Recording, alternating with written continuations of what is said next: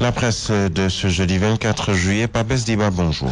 Bonjour. Drame à l'UQAD écrit en manchette enquête quotidien. Le Populaire relève que c'est un étudiant qui a été tué d'un coup de poing par un de ses camarades. Mais dans cette histoire, enquête pointe du doigt la responsabilité du coup de cœur. Pour mon confrère, seuls deux restaurants sont ouverts pour tous les locataires du campus. De ce fait, poursuit le journal, tout le temps, il y a des bousculades pour pouvoir accéder au restaurant, mais surtout pour se ravitailler en pain.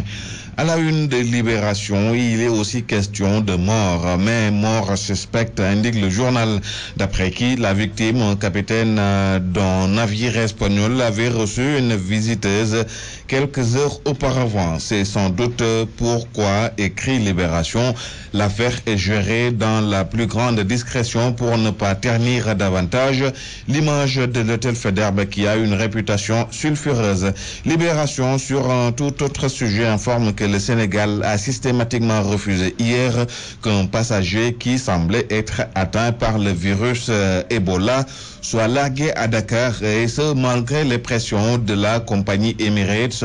Il a fallu donc, rapporte le journal, toute la diplomatie mais aussi la fermeté du commissaire de l'aéroport qui était sur place pour calmer les nerfs. Nous parlons de tout à fait autre chose, mais nous restons à l'aéroport où doit débarquer le général Abdoulaye Fall après le scandale qui secoue la gendarmerie. En effet, apprend-on avec le quotidien que Macky a rappelé le général Fall. Décision prise mardi, précise le journal, qui renseigne que c'est pour pouvoir sans doute l'entendre dans cette affaire. Bokar Sako, auteur de l'article, souligne que le rappel de Fall à Dakar va permettre de rabaisser le climat de suspicion qui commençait à entourer cette affaire.